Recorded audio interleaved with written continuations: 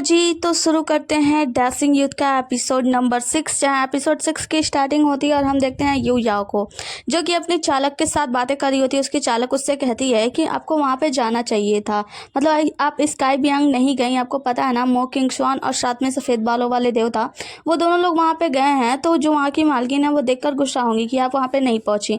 वो कहती है कि तुम बात मत मतलब चिंता मत करो। यह कहती है कि मैंने उनसे पहले ही बात कर लिया है कि मैं यहाँ पे बरेली में कुछ समय के लिए और घूमना चाहती हूँ। आखिर में हमें इसे वापस लेना है, मतलब वापस से अपना देश बनाना है, राज्य बनाना है। तो एक बार मेरा घूमने का बड़ा मन था, तो मैंने उनसे बात कर ली है और वो मेरे बातों को समझ गए हैं। जिसके बाद से हम देखते हैं एक व्यक्ति को जिसका नाम क्यूंगसियान होता है, और ये जो है स्काई बियॉन्ड का मेन मालिक है, मतलब लॉर्ड है। और ये जो है ना लंगड़ा होता है। इससे कोई आदमी आके बात करता है और बताता है कि आपको पता है पश्चिमी चूका तलवार गीत जो है ना वो किसी के द्वारा गाया गया था। तो वो जो लंगड़ा होता है वो कहता है कि लेकिन मैंने देवता गुचेंग को खुद मरता हुआ देखा, उनकी लाश लटकी हुई देखी है, तो उनके अलावा ये गीत कोई गा भी नहीं सकता, तो आखिर ऐसा कैसे पॉसिबल है।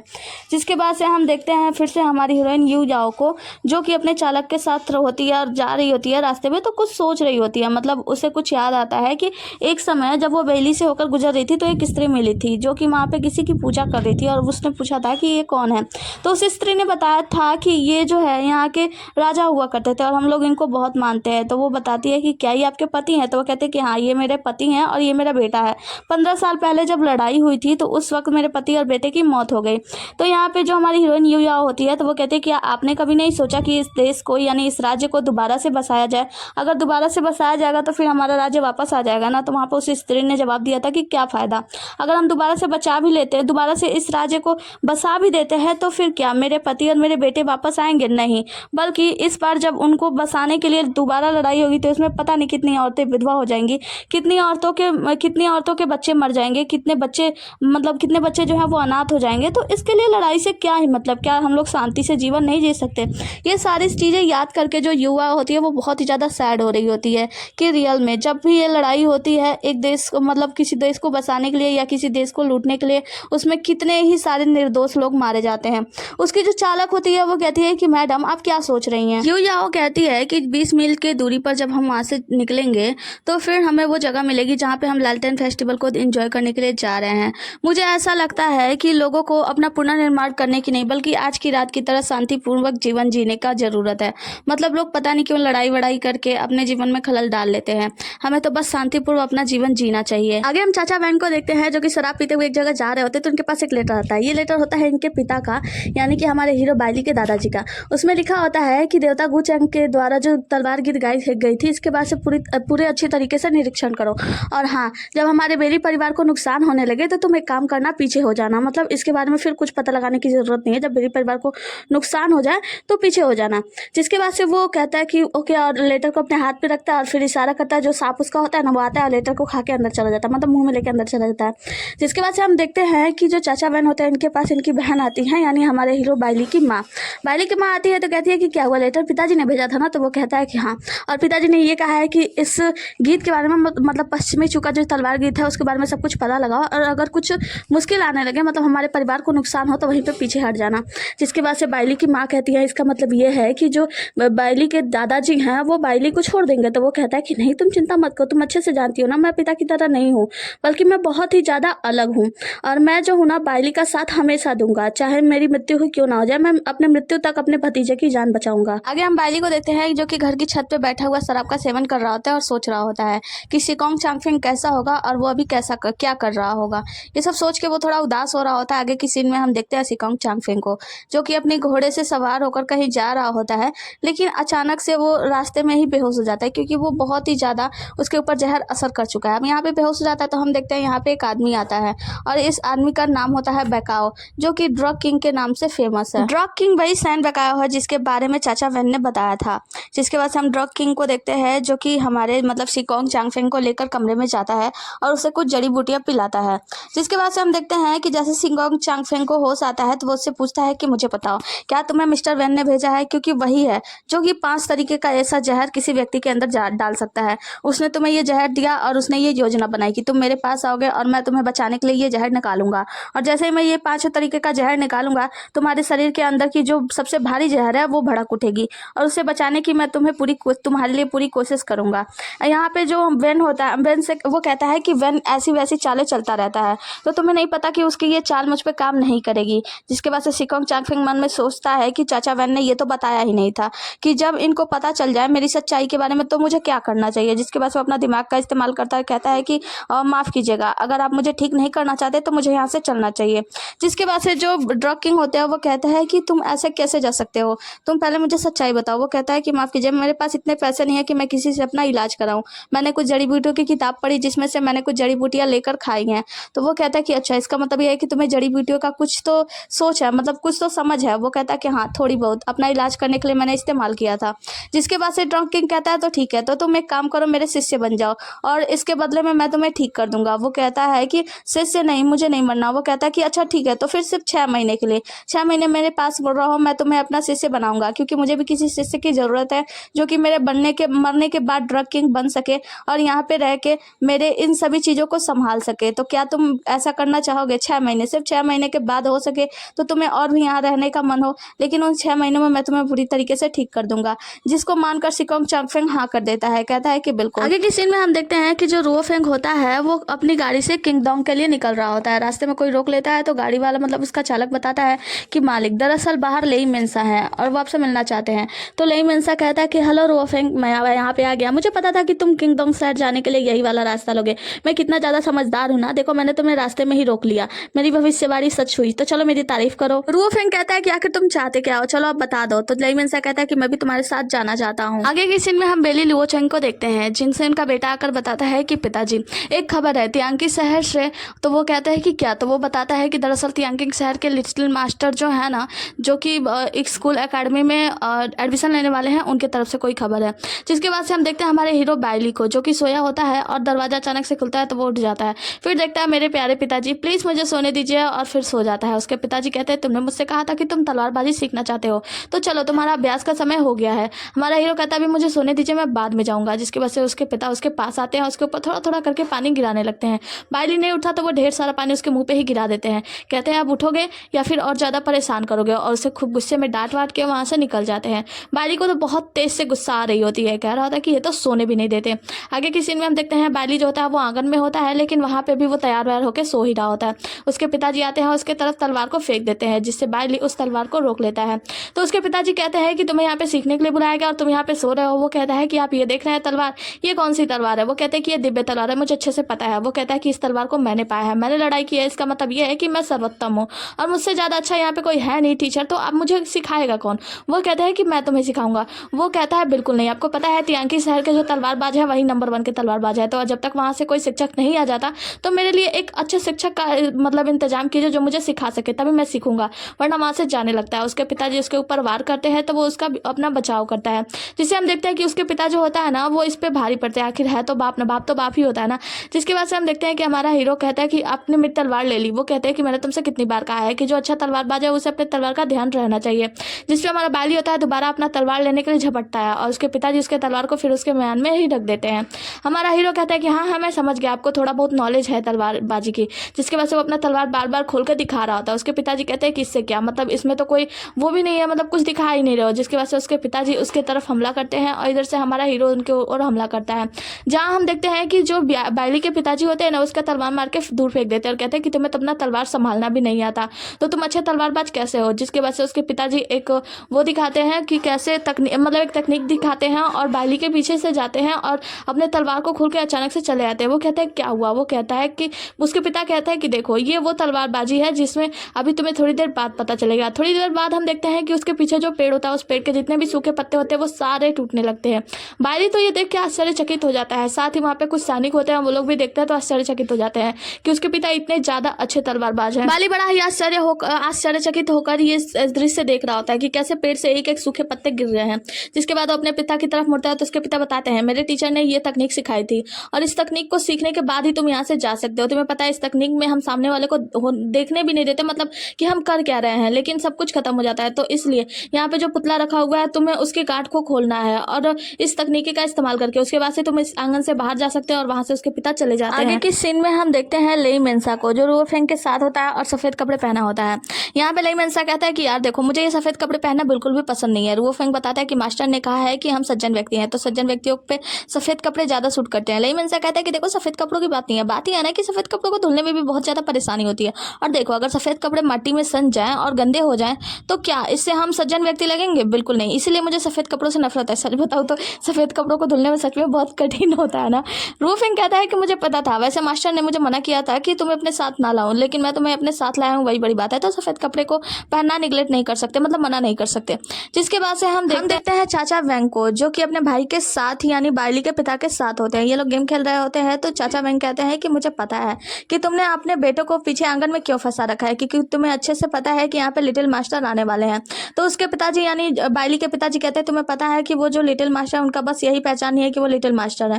तो वो कहता है अच्छा क्या मतलब, और वैसे एक बात बताओ तुम्हें क्या लगता है कि जो तुम्हारा बेटा है बाइली, वो क्या इस तकनीकी को सीख नहीं पाएगा जो तकनीक आज तुम उससे सिखा कर आए हो? वो कहता है कि वो तकनीक असाधारण तकनीक नहीं है। उस तकनीक को सीखने के लिए तो 1 महीना भी काफ़ी नहीं है। 1 महीने के बाद ही वो उस तकनीकी को सीख पाएगा। तो अभी इतनी जल्दी वो उस तकनीक को सीख कर बाहर नहीं आ सकता। तो तब तक वो बाहर नहीं आएगा जब तक वो तकनीक को सीख ना ले। और वैसे भी उस तकनीक को सीखने के लिए अंदरूनी शक्तियाँ भी होनी चाहिए। चाचा वेंग कहते हैं क्या हो अगर उसके अंदर अंदरूनी शक्तियाँ हो तो यहाँ पे पिताजी कहते हैं कि ये नामुमकिन है। जिसके बाद से हम देखते हैं एक आदमी आता है और वो बताता है कि बाहर लिटिल मास्टर आने वाले हैं। ये जो सैनिक होता है वो बताता है कि आप लोग को रिसीव करने के लिए जाना होगा। और हम देखते हैं दूसरी सीन में रुओफेंग को और लेइमेंसा को। रुओफेंग लेइमेंसा को समझाता है कि चलो अब अपने नकाब पहन के तैयार हो जाओ। जिसके बाद से ये लोग नकाब पहन के नीचे आते हैं और हम दूसरी तरफ से देखते हैं बाइली के पिताजी और चाचा जी आ रहे होते हैं। तो जो रुओफेंग होता है वो लेइमेंसा को समझा रहा था कि कौन पिता है कौन चाचा है, और ये लोग शादी कर रहे होते हैं। जिसके बाद से इन लोगों के आने के बाद बाइली और मतलब लेइमेंसा और रुओफेंग वो लोग प्रणाम करते हैं। पिताजी भी उनका स्वागत करते हैं कि आपका हमारे राज्य में स्वागत है। जिसके बाद से हम बाइली के चाचा वेंग को देखते हैं। उन्होंने उस रात को जब बाइली के हाथ को टच किया था तो उन्हें पता चल गया था कि इसके अंदर आंतरिक शक्तियां हैं। और वो सोच रहे होते हैं कि आखिर इसके अंदर आंतरिक शक्तियां इतनी ज्यादा मात्रा में कैसे विकसित हो सकती हैं, क्योंकि वो दिन रात बस शराब किए रहता है और शराब ही बनाता रहता है। कि यकीनन ये वही है जो कि पिताजी ने जिसका उल्लेख किया था धूर्तपथ, जिस पे कि लोग ऐसा दिखाते हैं कि वो शराब बना रहे हैं और शराब बनाने के बीच में वो अपने आंतरिक शक्तियों को बढ़ावा दे रहा था। बाइली तुम काफी दिनों तक छुप कर नहीं रह सकते, चाचा वेंग ऐसा कहते हैं। आगे की सीन में हम देखते हैं बाइली जो होता है वो पूरा प्रयास कर रहा होता है अपने उस तकनीक को सीखने के लिए, और वो उस गुड्डे के सामने होता है। जिसके बाद से वो बहुत ही ज्यादा ध्यानमग्न हो जाता है, मतलब अपना ध्यान लगाता है और तलवार से उसके ऊपर वार कर देता है। वार करने के बाद वहां पे जो नौकरानी होती है वो उसके तरफ मुड़ता है और कहता है कि बताओ कैसा रहा ये वार। वो देखती है और कहती है कि लेकिन मालिक वो जो पुतला है ना वो तो वैसा का वैसा खड़ा हो गया। तो वो कहता है क्या मतलब है तुम्हारा, मैंने इतनी ज्यादा अपनी पूरी ताकत लगा दी, ये तलवार भी बेकार है क्या, देखो इसके ऊपर कुछ भी असर नहीं हुआ। जिसके बाद से ये जो नौकरानी होती है वो कहती है कि मालिक आपको सीखना चाहिए और अच्छे से प्रयास करना चाहिए। जिसकी वजह से हमारा हीरो कहता है मुझे अब यहाँ नहीं रुकना, मुझे अब यहाँ से जाना होगा। तो वो कहती है कि नहीं आप नहीं जा सकते। वो कहता है कि देखो तुम मुझे अभी जाने दो, हम लोग एक प्लान बनाते हैं। वो कहती है बिल्कुल नहीं, अगर मैंने आपको यहाँ से बार बार जाने दिया तो वो लोग समझ जाएंगे कि मैं आपका साथ दे रही हूँ। जिसके बाद से हो सके कि वो मुझे भी पनिशमेंट दे। तो वो कहता है कि तो मुझे क्या करना चाहिए, वो तो दादाजी को बुला दो। तो यहाँ पे नौकरानी कहती है कि दादाजी आज सुबह आए थे आपको देखने के लिए, उन्होंने देखा। जिसके बाद से उन्होंने कहा कि आप काफी अच्छा कर रहे हैं। बाइली कहता है कि इसका मतलब यह है कि उन लोगों ने दादा को भी अपने तरफ मिला लिया है।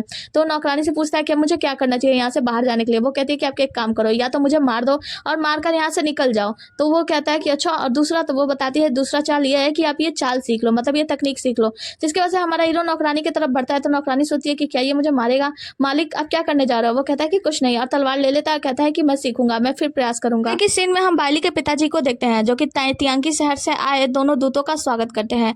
जहाँ पे हम देखते हैं कि लेइमेंसा और रुओफेंग बैठे होते हैं। तो लेइमेंसा जो होता है उसे कपड़े पहनने में थोड़ी सी मतलब परेशानी हो रही होती है, वो जो सर पे पटखड़ा हो रहा होता है ना उसकी वजह से। तो यहाँ पे जो बाइली के पिताजी होते हैं वो कहते हैं क्या हुआ युवक। तो वो कहता है कि माफ कीजिएगा, मैं तो कियांगडांग शहर में अपने एक दोस्त से मिलने के लिए आया था, लेकिन मैंने अपने शिष्य को मतलब अपने दोस्त को देखा तो मैं इसके साथ चला आया। वैसे मुझे ये गुरु जो है ना कियांग शहर के, वो बिल्कुल भी पसंद नहीं है। देख रहे हैं वो कैसे कपड़े पहना के भेजते हैं, मुझे तो ऐसे कपड़े बिल्कुल भी पसंद नहीं है। तो यहाँ पे जो रुओफेंग होता है वो बाइली के पिताजी से कहता है मुझे माफ कीजिएगा, मेरा दोस्त थोड़ा सा उज्जड है। वो कहता है कि कोई बात नहीं। जिसके बाद से लेइमेंसा कहता है कि देखो ऐसी बात नहीं है, मैं तो मेरा जो गुरु है ना मतलब कियांगडांग शहर का जो मेन लॉर्ड है वो तो बहुत ही ज्यादा बुरा है। देख रहे हो कैसे कैसे कपड़े पहनाता है, इतना ज्यादा बेकार लगता है ना, क्या कहा जाए। मुझे तो उसका आदर करने का भी मन नहीं करता। इस पे तो जो हमारा बाइली होता है, बाइली के पिताजी जो होते हैं वो मुस्कुरा देते हैं। जिसके बाद से जो रुओफेंग होता है वो बताता है कि मैं यहाँ पे किसी का एडमिशन कराने के लिए आया हूँ। तो जो बाइली के पिताजी होते हैं वो कहते हैं कि आप इस बार कितने शिष्यों को लेकर जाने वाले हैं। वो कहता है कि सिर्फ एक। तो बाइली के पिताजी कहते हैं सिर्फ एक, ऐसा क्यों। तो वो कहता है कि क्योंकि मैंने किसी ऐसे शिष्य को ढूंढा है जो कि बहुत ही ज्यादा शक्तिशाली है। और आपको पता है आपके कियांगडांग शहर में कितने सारे शहर है, मतलब 163, जिसमें से हम हर एक को तो नहीं ले जा सकते ना, क्योंकि बहुत ज्यादा शिष्य हैं जो हमारी तरफ चुनना चाहते हैं। लेकिन हम किसी विशेष फेस को ही चुनते हैं। यहाँ पे बाइली के पिताजी तो समझ रहे होते हैं कि वो मेरे बेटे की ही बात कर रहे हैं, जिसके बाद से जो हम हीरो फेंग होता है वो बताता है कि आपको पता है मेरे गुरु तो आपको देखकर बहुत ही ज़्यादा खुश होंगे, मुझे लगता है कि आपको वहाँ पे चलना चाहिए क्योंकि मेरे गुरु आपकी बहुत ही ज़्यादा तारीफ करते हैं। बात बस इतनी सी है कि आप बूढ़े हो गए हैं, वरना आपको तो अपना शिष्य बना ही लेते हैं। इस सीन में हम हमारे हीरो बाइली को देखते हैं जो कि अपना दोबारा प्रयास करने के लिए तैयार होता है, मतलब बार बार प्रयास कर रहा होता है लेकिन इससे पूरी नहीं हो पा रही थी। अभी 10 दिन बीत चुके हैं लेकिन हमारा जो हीरो है ना अभी तक अपना प्रयास से छूटा नहीं है। लेकिन फिर वो याद करता है कि आखिर उस दिन उसने तलवारबाजी कैसे की थी और इस तलवार को हासिल करने के लिए उसने कितनी अच्छी तकनीकी का इस्तेमाल किया था। ये सब कुछ याद करते हुए उसे याद आता है कि उस रात इसने बहुत ज़्यादा शराब पी थी और शराब पीने के कारण ये पूरी तरीके से नशे में धुत था। ये सब कुछ याद करने के बाद हमारा जो हीरो होता है वो समझ जाता है कि अब उसे क्या करना चाहिए, जिसके बाद से हमारा हीरो अपनी नौकरानी से कहता है कि रुई चाय मेरे जल्दी से शराब लेकर आओ। जिसके बाद से हम बाइली के पिताजी को देखते हैं, वो यहाँ पे बात कर रहे होते हैं रुओ फेंग और लेई मेंसा से। तभी यहाँ पे बाइली के दादाजी आते हैं। दादाजी आते हैं तो ये लोगों ने प्रणाम करते हैं, दादाजी जाके बैठ जाते हैं। कहते हैं कि आप लोगों ने अपने चेहरे ढक रखे हैं, आप लोग यहाँ पे आए हैं कि आप लोगों को हम पर विश्वास नहीं है या आप लोग नहीं चाहते कि मैं आपका चेहरा देखूं। जिसके बाद से हम देखते हैं कि लेई मेंसा और रुओ फेंग जो होते हैं वो अपने चेहरे से जो पटखरा या पर्दा जो भी होता है वो हटा देते हैं। जिसके बाद से ये लोग कहते हैं कि हम यहाँ पे अकादमी के लिए कुछ शिष्यों को चुनाव करने के लिए आए हैं। तो दादाजी कहते हैं कि हाँ, आपके आने का कारण मुझे पहले ही पता चल चुका है, मेरे बेटे ने ये सब बता दिया है। रुओ फेंग वो दादाजी जो होते हैं वो कहते हैं कि हमारे सेना में बहुत ऐसे सेनानी अच्छे शक्तिशाली व्यक्ति हैं जो कि आपके अकादमी के लिए एकदम नंबर 1 के होंगे, मतलब अच्छे होंगे। रुओ फेंग कहता है कि जी बिल्कुल। जिसके बाद से हम देखते हैं कि वो लोग कहते हैं कि अब हमें चलना चाहिए आराम करने के लिए। तो जो बाइली होते हैं उसके पिताजी उसे ले जा रहे होते हैं। यहाँ पे हम देखते हैं कि जो बाइली होता है वो बहुत ही ज्यादा नशे में धुत होता है और उस पुतले से बात कर रहा होता है। कहता है कि देखो मैंने सब कुछ कर लिया है, अब बस तुम्हारी बारी है, अब तो मैं तुम्हारा खात्मा कर ही दूंगा, मैंने अपनी सारी तैयारी कर ली है। और वो बहुत ज्यादा शराब पी रहा होता है, इतना ज्यादा पी रहा होता है कि वो चलने की हालात में भी नहीं होता। अपने नौकरानी से कहता है मेरी तलवार लाओ, लेकिन वो तलवार लेने से पहले ही वहां पे बेहोश होने लगता है, इधर उधर घूमता है, चक्कर खाता है, चक्कर खा के गिर जाता है। चक्कर खा के जब गिर जाता है तब हम देखते हैं कि बाइली की आंतरिक शक्तियां जो होती है ना वो निकलने लगती है, बाहर की ओर आने लगती है, बाइली की आंतरिक शक्तियां उजागर हो जाती हैं। दूसरे सीन में हम देखते हैं बाइली के पिताजी रुओ फेंग और लेई मेंसा को लेकर वहां से जा रहे होते हैं। इन लोगों को कुछ आहट महसूस होता है तो बाइली के पिताजी कहते हैं हमें इस ओर चलना है, इस ओर ही आपका कमरा है। जिसके बाद से हम देखते हैं रुओ फेंग कहता है कि क्या आपको नहीं लगता कि इस वक्त इस तरफ से कुछ ऐसी शक्तियां हैं जो कि मतलब ऊर्जा कुछ ऐसा महसूस हो रहा है। जिसके बाद से वो लोग उसी तरफ मुड़ के देखते हैं। दूसरी तरफ हम बाइली को देखते हैं जिसकी जो आंतरिक शक्ति है वो उजागर हो चुकी होती है और उसका पूरा शरीर जो होता है वो चमकने लगता है। इसकी वो नौकरानी देख रही होती है और वो चौंक जाती है। हम देखते हैं कि यहाँ पे रुओ फेंग और लेई मेंसा ये सब कुछ और उसके पिताजी के साथ खड़े होकर देख रहे होते हैं। बाइली को देखते हैं जो कि उठता है और बड़े स्टाइल से अपनी तलवार अपने हाथ में लेता है और उसके बाद से एक शराब का बोतल लेता है जिसको पूरी तरीके से मतलब वो जो घड़ा होता है उसे खत्म कर देता है पी के, और फिर अपने घड़े को दूसरी तरफ फेंक के तोड़ देता है। यहाँ पे जो बाइली होता है वो अब तैयार होता है वार करने के लिए और अपने तलवार को निकालता है और एक वार करता है। हम देखते हैं कि रुओ फेंग और उसके पिताजी और जो हमारा लेई मेंसा होता है ये सभी लोग यहाँ पे बैठे बैठे मतलब खड़े खड़े देख रहे होते हैं।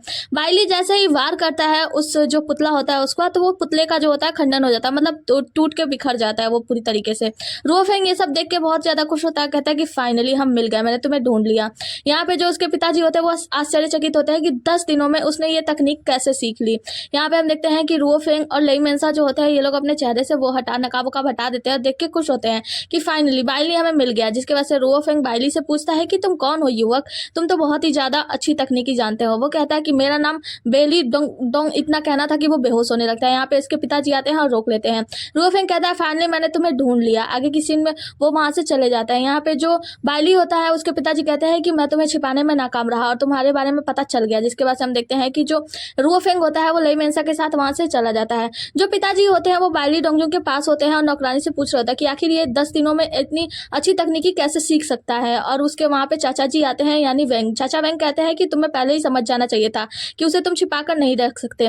जिसके बाद से जो पिताजी होते हैं वो कहते हैं कि इसका मतलब यह है कि इसके अंदर बहुत सारी आंतरिक शक्तियां हैं, लेकिन वो एक्टिवेट कैसे हुई। और नौकरानी से पूछता है कि वार करने से पहले इसने क्या किया था। नौकरानी बताती है कि कुछ नहीं, बस पीछे में रखे जितने भी सारे शराब की बोतलें थे वो सारी शराब की बोतलें इन्होंने खाली कर दी, मतलब इन्होंने बहुत सारा शराब पिया था। जिससे पिताजी को और चाचा वेंग को समझ में आता है कि शराब पीने के बाद इसकी जो आंतरिक शक्तियां हैं वो एक्टिवेट हो जाती हैं। यहाँ से कट होता है और हम देखते हैं कि रुओ फेंग जो होता है लेई मेंसा के साथ बाहर जा रहा होता है। तो लेई मेंसा कहता है कि भाई मुझे भी तुम्हारे साथ चलना होगा। तो रुओ फेंग कहता है देखो मैंने अपने पिताजी का दिया हुआ कार्य कर लिया है, लेकिन अभी मुझे और भी कार्य करने हैं, तो मैं यहाँ से जा रहा हूँ, लेकिन तुम यहाँ पे अभी रहोगे क्योंकि मुझे विश्वास है कि जो हमारा बाइली है मतलब हमारा कनिष्ठ होने वाला भाई, उसे यहाँ से छिपाने की कोशिश की जाएगी, तो तुम यहाँ पे रहकर उसके ऊपर नजर रखोगे। जिसके बाद से रुओ फेंग वहां से चला जाता है। आगे हम देखते हैं हैं कि जो बाइली के पिताजी होते हैं, दादाजी होते हैं, ये लोग बात कर रहे होते हैं। तो पिताजी कहते हैं कि मुझे माफ़ कीजिएगा, मैं असफल रहा, मैं अपने बेटे को छिपा नहीं पाया, उन लोगों ने उसे ढूंढ लिया।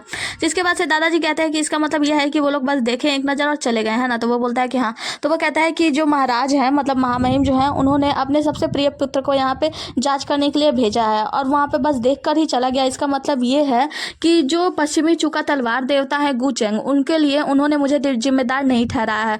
तो तुम इस बातों का अच्छे से ध्यान रखना। जिसके बाद से हम देखते हैं कि वहाँ पे एक नौकर आता है और बताता है कि जो रुओफेंग है ना, वो अदालत की ओर चले गए हैं। ये लोग चिंतित होते हैं और कहते हैं कि ठीक है, इसका मतलब यह है कि महामहिम मेरे ऊपर दोष नहीं ठहराएंगे इसके लिए कि जो देवता गुचेंग है उसको बचाने में मेरा हाथ है, इस बारे में कोई भी बात नहीं होगी। तो फिर तुम्हें आगे ध्यान रखना होगा। आगे की सीन में हम गॉड गुचेंग को देखते हैं जो कि बैठ के अपना कुछ किनविन बजा रहे होते हैं, यानी म्यूजिक इंस्ट्रूमेंट बजा रहे होते हैं। यहाँ पे आता है रुओफेंग और कहता है कि महामहिम के आदेश पे अदालत के तरफ से मैं आपको गिरफ्तार करने के लिए आया हूँ। गॉड गुचेंग कहते हैं लेकिन क्यों? तो वो कहता है क्योंकि आप पश्चिमी चू के अवशेष के रूप में जाने जाते हैं, मतलब पश्चिमी चू में आप रहते थे, इसीलिए आपको यहाँ पे गिरफ्तार किया जाता है। तो यहाँ पे जो गुचेन होते हैं वो कहते हैं कि अच्छा ऐसा क्या।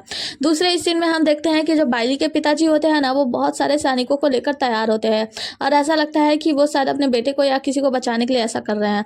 जिसके बाद से हम रुओफेंग को देखते हैं और वो कहता है कि आप पश्चिमी चू के अवशेष के रूप में जाने जाते हैं और आपको गिरफ्तार करके यहाँ से ले जाया जाता है और ये महामहिम के आदेश पे। वो कहता है कि मैं अच्छे से जानता हूँ कि तुम पश्चिमी चू के एक शिष्य हो, है ना। तो वो कहता है कि हाँ, मैं यहाँ पे सिर्फ शिष्य के रूप में नहीं आया हूँ। वो कहता है कि अच्छे से जानता हूँ, तुम जियो हो, है ना, तुम्हारा उपनाम जियो है। तो वो कहता है जी हाँ, मेरा नाम जियो रुओफेंग है और मैं राजकुमार हूँ। तो वो पूछता है कि तुम कौन से राजकुमार हो? तो बताता है कि मैं नवा राजकुमार हूँ।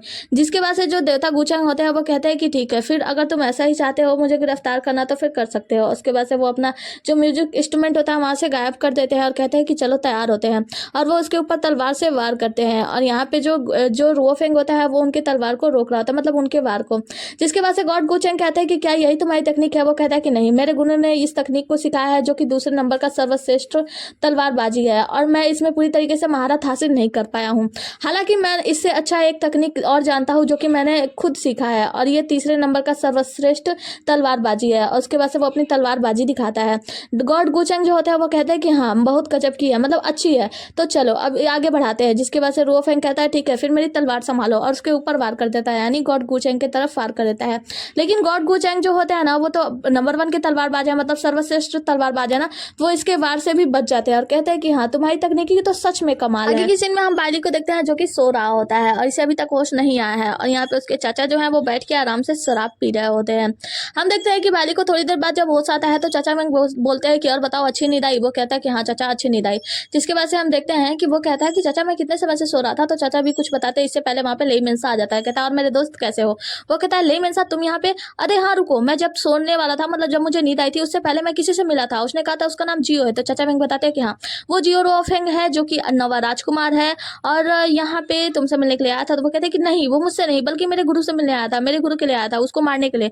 तो चाचा बैंक कहते हैं कि हाँ बिल्कुल तुम सही समझो। तो वो कहता है कि मुझे जाना चाहिए अपने गुरु को बचाने के लिए।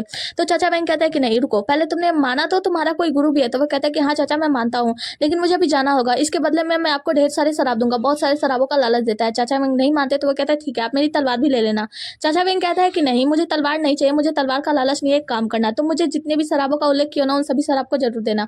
तो वो कहता है कि हाँ बिल्कुल मैं दे दूंगा और वहां से जाने लगता है। तभी हम लेई मेंसा को देखते हैं, वो उसे रोकता है, कहता है नहीं तुम नहीं जा सकते। फिर लेई मेंसा अपने मन में सोचता है कि इसकी तलवार तकनीकी इतनी अच्छी है तो मैं इसे रोक तो नहीं सकता, तो क्यों ना मैं इसे ज्वाइन कर लूँ। जिसके बाद से वो मुस्कुराता है, कहता है कि मैं तो बस में ज्वाइन करना चाहता हूँ, तुम्हारे साथ चलना चाहता हूँ। आगे की सीन में हम बाइली के पिताजी को देखते हैं जो कि तैयार होते हैं और यहाँ पे सफेद बालों वाला आदमी और मोचेंग आता है। ये दोनों लोग मिलकर इसके ऊपर हमला कर देते हैं और ये लोग स्काई बियॉन्ड से हैं। ये लोग मतलब बाइली के पिता के ऊपर हमला करते हैं, लेकिन बाइली के पिता इन लोगों को संभाल लेते हैं। अभी ये लोग इसके पहले दोबारा हमला करते हैं। हम देखते हैं कि इस स्काई बियॉन्ड से यहाँ 2 और शक्तिशाली लोग आ जाते हैं जो लोग बाइली के पिताजी को घायल कर देते हैं, मतलब उसके ऊपर हमला करते हैं, बहुत खतरनाक हमला। जिसकी वजह से बाइली के पिताजी इनकी चाल को समझ जाते हैं, कहता है तुम्हारी वही चाल है ना।